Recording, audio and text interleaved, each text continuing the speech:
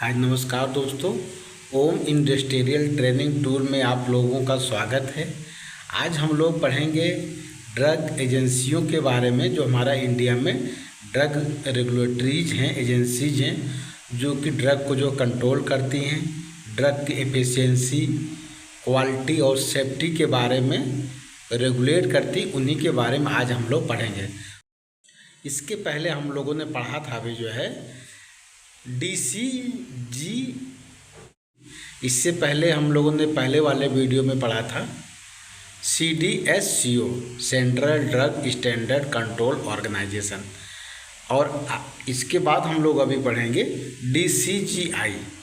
तो ये सब अगर आप जो है किसी फार्मा इंडस्ट्री में काम करते हैं, किसी हॉस्पिटल में काम करते हैं, किसी मेडिकल पे काम करते हैं, तो इन सब के बारे में आपको जानना बहुत ही ज़रूरी है। क्योंकि ये क्या है, ये हमारे इंडिया में ड्रग्स से रिलेटेड जो भी एक्टिविटीज होती हैं सबको ये रेगुलेट करती हैं। ठीक है, तो हम अभी वीडियो चालू करते हैं लेट ना करके।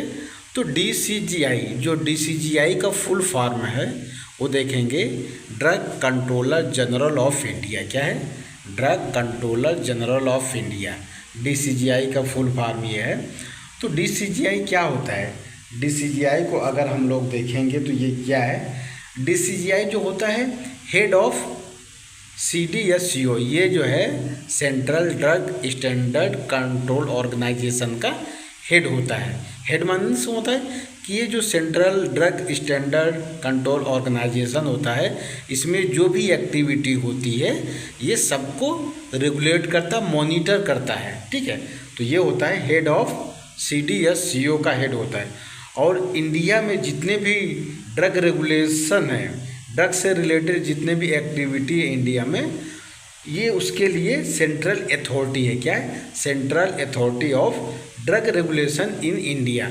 उसके लिए ये क्या है, सेंट्रल अथॉरिटी की तरह काम करता है। और इसका जो काम होता है, DCGI का जो मेन काम होता है, इस्टेब्लिश स्टैंडर्ड। ये क्या है, ड्रग से रिलेटेड जितने भी स्टैंडर्ड हैं, जैसे मैन्युफैक्चरिंग के स्टैंडर्ड क्या होना चाहिए, सेल्स के स्टैंडर्ड क्या है, इंपोर्ट एक्सपोर्ट के आपका क्या स्टैंडर्ड होना चाहिए, मेडिकल एंड फार्मास्यूटिकल डिवाइस के स्टैंडर्ड क्या होने चाहिए, उन सब के लिए ये क्या होती है, उन सब के लिए स्टैंडर्ड बनाती है। तो इसका जो मेन काम होता है, establish standard, manufacturing, sale, import, distribution, medical device, pharmaceutical and medical device. तो इन सब के लिए जो स्टैंडर्ड है, भाई मैन्युफैक्चरिंग में हमको क्या करना है, कैसे करना है, उन सब के लिए जो स्टैंडर्ड होते हैं उनको ये हमारा क्या DCGI बनाती है। क्या बनाती है? DCGI बनाती है। अब इसके बाद क्या करती है, इसका जो और मेन काम होता है ये होता है क्वालिटी। जो ड्रग की क्वालिटी है, ड्रग की सेफ्टी है, ड्रग की इफिकेसी है, और ड्रग एंड कॉस्मेटिक एक्ट है, उन सब को क्या करता है, उन सब को ये रेगुलेट करता है। ड्रग एंड कॉस्मेटिक एक्ट में क्या अमेंडमेंट करना है, क्या चेंजेस करना, उन सब को भी ये रेगुलेट करती है। तो अब हम इसका काम देखते हैं। ये तो जो इसका जो मेन काम होता है DCGI का, वो ड्रग से रिलेटेड जितने भी काम हैं उन सबको ये रेगुलेट करती है। और इसका जो मेन उद्देश्य होता है पब्लिक हेल्थ। पब्लिक हेल्थ में जो साइड इफ़ेक्ट हैं या पब्लिक हेल्थ को ये क्या करती है, प्रमोट करती है। पब्लिक हेल्थ को ध्यान में रख करके सारे काम करती है। तो इसका मेन काम देखिए हम जो है, DCGI का मेन काम क्या है, approval of licence of specified category of drug. माने जो स्पेशल कैटेगरी के ड्रग होते हैं उनके लिए ये अप्रूवल और लाइसेंसिंग का काम करता है। अब देखो स्पेसिफाई अपना कैटेगरी कौन सा हो गया, जैसे ब्लड बैंक, जितने भी ब्लड बैंक है उनका लाइसेंस और उनका अप्रूवल भी हमको DCGI अपना देता है। ब्लड प्रोडक्ट हो गए, आपका ब्लड प्रोडक्ट हो गए, IV फ्लूइड्स हो गया, वैक्सीन्स एंड सीरा। वैक्सीन्स का भी आप लोगों ने देखा होगा, कोरोना काल में जो भी अप्रूवल दिया है, जो भी क्लिनिकल ट्रायल का अप्रूवल हुआ, वैक्सीन बनाने का अप्रूवल, सब DCGI के माध्यम से हुआ है। अब हम लोग देखेंगे कि इसको ऑर्गेनाइजेशन क्या होता है। DCGI का ऑर्गेनाइजेशन देखेंगे तो हमारे इंडिया में सबसे जो हेल्थ का सबसे मेन होता है वो होता है ministry of health and family welfare. Ministry of health and family welfare होता है। उसके बाद होता है central drug standard control organisation, उसके के नीचे आता है CDSCO आता है, central drug standard control organisation.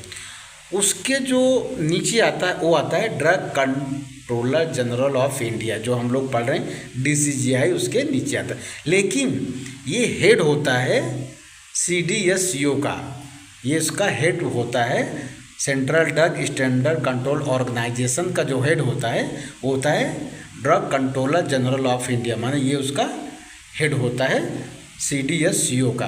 अब देखो ये ड्रग कंट्रोलर ऑफ इंडिया जो है, drug controller general of India, इसका काम होता है, अभी आपको बताया कि ये क्या है, स्टैंडर्ड, जितने भी स्टैंडर्ड मैन्युफैक्चरिंग के, सेल्स के, ये सब बनाता। तो ये तो अकेले काम कर नहीं पाएगा, इसके लिए इसका जो हेल्प करने के लिए और कमेटी होती है, वो अपना 2 कमेटी होती है। एक होती है DTAB, क्या DTAB, drug technical advisory board होता है, जो इसको काम करने में हेल्प करता है। दूसरा हो गया ड्रग कंसल्टेटिव कमेटी DCC, ये 2 कमेटियाँ होती हैं जो कि इसको काम करने में हेल्प करती हैं। अब देखिए, अब जो है drug controller general of India के जो नीचे हम देखेंगे assistant drug controller, assistant drug controller India होता है। क्या होता है? असिस्टेंट ड्रग कंट्रोलर इंडिया होता है। अब इसके असिस्टेंट ड्रग कंट्रोलर इंडिया के नीचे जो होते हैं, इसके 2 पार्ट हो जाते हैं। क्या हो जाते हैं? इसके 2 पार्ट। एक आपका हो जाता है मेडिकल डिवाइस डिवीजन, क्या है? मेडिकल डिवाइस डिवीजन हो जाता है। और दूसरा आपको होगा डायग्नोसिस डिवीजन हो जाता है। दूसरा क्या होगा? डायग्नोसिस से रिलेटेड जो इसके डिवीजन होते हैं, ये 2 डिवीजन में बढ़ जाता है। पहला आपको बताया मेडिकल डिवाइस डिवीजन हो गया, और दूसरा डायग्नोसिस डिवाइस डिवीजन हो गया। अब देखेंगे तो मेडिकल डिवाइस डिवीजन भी 2 पार्ट में आपको ये बढ़ जाता है। और ये पहला होता है, इसमें ड्रग इंस्पेक्टर होते हैं जो मेडिकल डिवाइस से रिलेटेड होते हैं, ड्रग इंस्पेक्टर। और दूसरा हो गया टेक्निकल डाटा एसोसिएट, माने ये जो इतना भी टेक्निकल डाटा होता है ये कलेक्ट कर को, ये अपना जो कलेक्ट करके ये असिस्टेंट ड्रग कंट्रोलर को देते हैं, माने ये डाटा कलेक्टर का काम करते हैं। सेम ऐसे इसमें भी है, डायग्नोसिस डिवीजन में भी सेम ऐसे ही है। इसमें भी आपका ड्रग इंस्पेक्टर्स होते हैं, टेक्निकल डाटा एसोसिएट होते हैं। क्या होते हैं? टेक्निकल डाटा एसोसिएट होते हैं। तो आज हम लोगों ने पढ़ा DCGI क्या है, DCGI के काम क्या हैं, और DCGI का ऑर्गेनाइजेशन क्या है, एक एक करके हम लोगों ने सारा डिटेल में पढ़ा। तो अगर आपको वीडियो पसंद आया हो तो प्लीज़ लाइक, सब्सक्राइब और शेयर करना ना भूलें। धन्यवाद। नौकरी न मिलने का यह मतलब नहीं है कि आपको ज्ञान नहीं है। हो सकता है भगवान ने आपको मालिक बनने का मौका दिया हो।